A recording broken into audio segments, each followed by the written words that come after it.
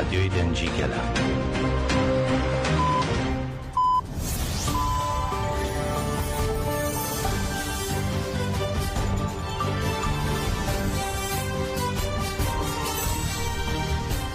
ئەم کاتتان باش بیسەرانی هێژە لا ناوەندی هەواڵەکانی ڕادیۆ دەنگی گەل بە یارمەتی هاوکارانم گشتی هەواڵەکانی ئەم کاتژمێرەتان پێشکەش دەکەین.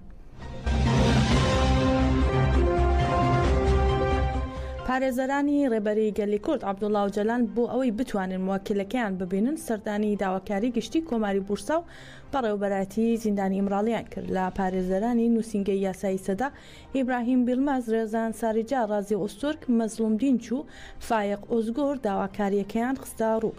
پارێزەران بە مەبەستی دیدار لەگەڵ موەکیلانی دیکەیان لا ئیمراڵی، حامڵی یەڵدرم و عومەر خەیری کونار و وەیسی ئاکتاشیش هەمان داواکاریان بەرز کردەوە.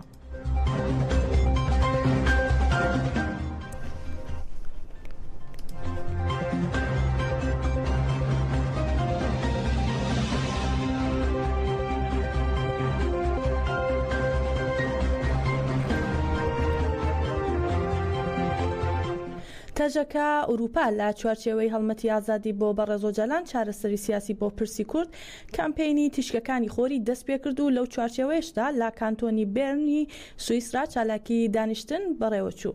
لە چوارچێوەی هەڵمەتی ئازادی بۆ بەڕێز ئۆجەلان چارەسەری سیاسی بۆ پرسی کورد کامپینەکانی تیشکی خۆر دەستی پێکرد. لە چوارچێوەی ئەم کامپینەدا و با پێشەنگایەتی ئەنجومەنی ژنانی بەرژین زەندا و با بەشداری سەدان کەس لە کانتۆنی بێرن و بەشێک لە ڕێکخراوەکان چالاکی دانیشتن ئەنجامدرا.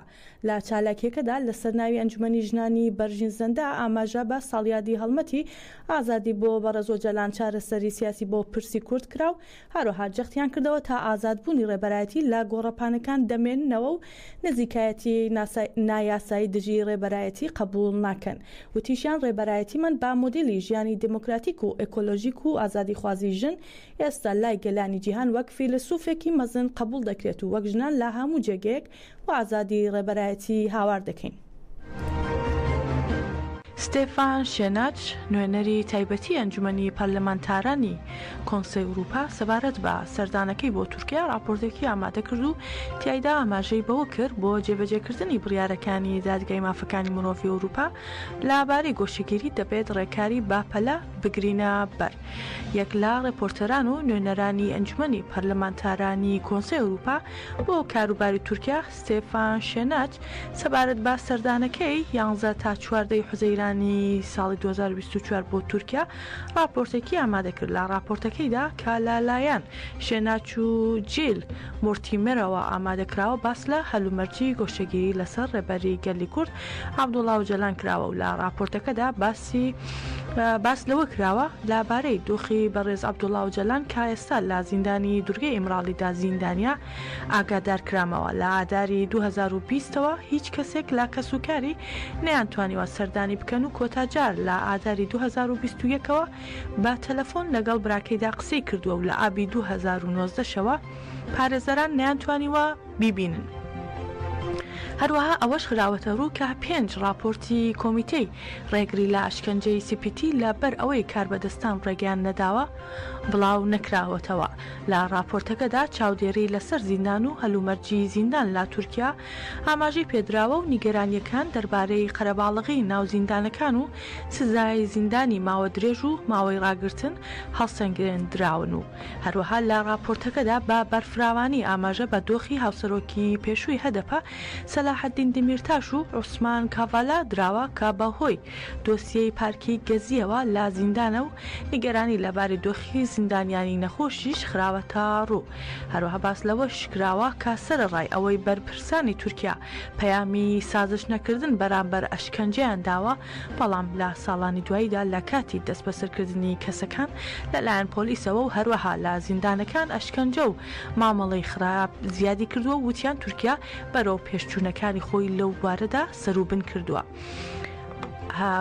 لەگەڵ ئەوانش لە راپۆرتەکەدا ئاور لە دۆسیەکانی مردن لە زیندانەکانی جۆری ئێفیش دراوەتەوە. هەروەها بڕیارەکانی دادگاهای مافەکانی مرۆڤی ئەوروپا کە لەلایەن تورکیاوە جێبەجێ نەکراون بە بیرهێنراونەتەوە و ئەوە خراوەتە ڕوو کە ئەو بڕیارانەی پێویستن بە پێشلکردنی ئازادی ڕادەربڕین و ڕاگەیاندن، پێشلکردنی ئازادی گربوونەوە و کاری ڕێکخراوەیی، پێشلکردنی ئازادی بیرروڕا، ئاین و باوەڕ، کارەکانی دادوەری، بێکاریگەری لێپرسینەوە دەربارەی کردەوەکانی هێز ئەمنیەکان، قوتاربوون لە سوزا و توندوتیژی ناوخێزانن.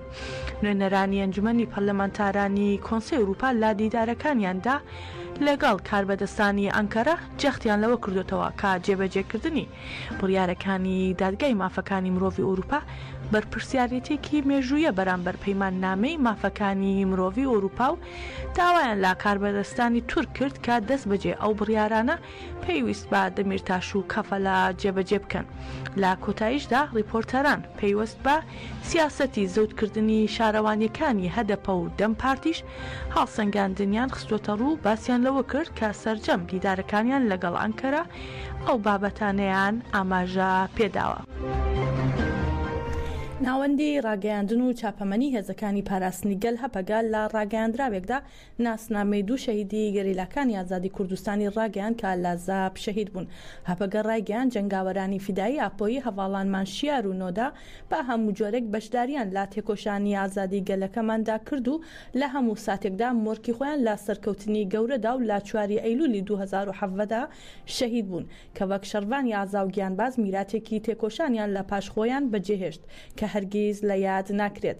هەروەها لە ڕاگەاندراوەکەی هەپەگە ئاماژە بەوەش کراوە هەواڵانمان شیار کە شەڕڤانی فیدایی تێکۆشانی ئازادی گەلەکەی بوو کە لە بەروەری ڕوبەڕووی سیاسەتی نکۆڵی و سڕینەوەی دەوڵەتی تورکی داگیرکەر و کۆلۆنیالیست بووەوە بە هەڵویستی خۆی لە ناو ژیاندا با هاوڕێتی بەهێزی خۆی و هەوڵەکانی لاپێنا و هاوڕێیانیدا بووە جەنگاوەری ئاپۆیی نمونەیی و هەواڵمان نۆدا کە با بڕیارداری و ئیرادەی گەورەوە ڕێپێوانی ئازادی گەیاندا بەرزترین ئاست لەسەر هێڵی فیدایی بێت دوودڵی هەنگاوی ناو لەسەر ڕێچکەی زیلان بوون هیچ شتێک نەیتوانی ببێتە لەمپەر لە بەردەمیدا.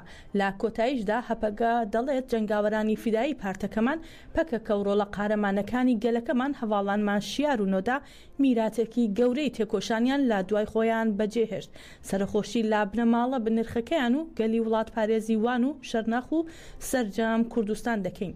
هەپەگە ناسنامەی ئەو شەهیدانی بەم شێوەیە ڕاگەیاندووە. ئەرسین ئاڤراس بە ناسناوی شیار جوودی لە ڤان لەدایک بووە و لە 4 ئەیلولی 2017 لە زاب شەهید بووە. هەروەها دێنیز بایار بە ناسناوی نۆدا هێرش ئەندۆک لە شەرنەخ لەدایک بووە و ئەویش لە 4 ئەیلولی 2017 لە زاب شەهید بووە.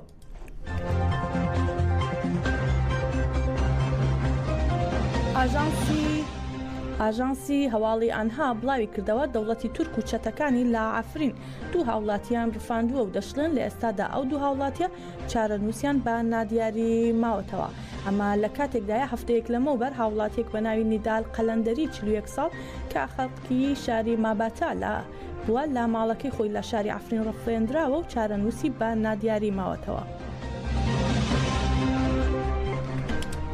کامران عوسمان ئەندامی ڕێکخراوەی سیپیتی ئەمریکی لا پێگەی تایبەتی خۆی لە تۆڕی کۆمەڵایەتی فەیسبوک لەبارەی داگیرکاریە بەردەوامەکانی سوپای تورک لە خاکی هەرێم ڕایگەیان لە 20 ئەیلولەوە سوپای تورکیا دەستی کردووە با دروستکردنی ڕێگای سەربازی لە ناوچەی نەهێڵێ لە سنووری شارۆچکەی ئامێدی سەربە پارێزگای دهۆک.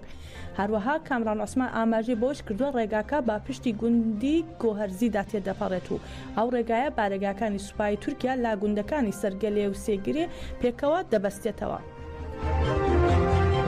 بەڕێزان هەواڵەکانمان پێشکەشکردن بمێنن لا خێر و خۆشیدا.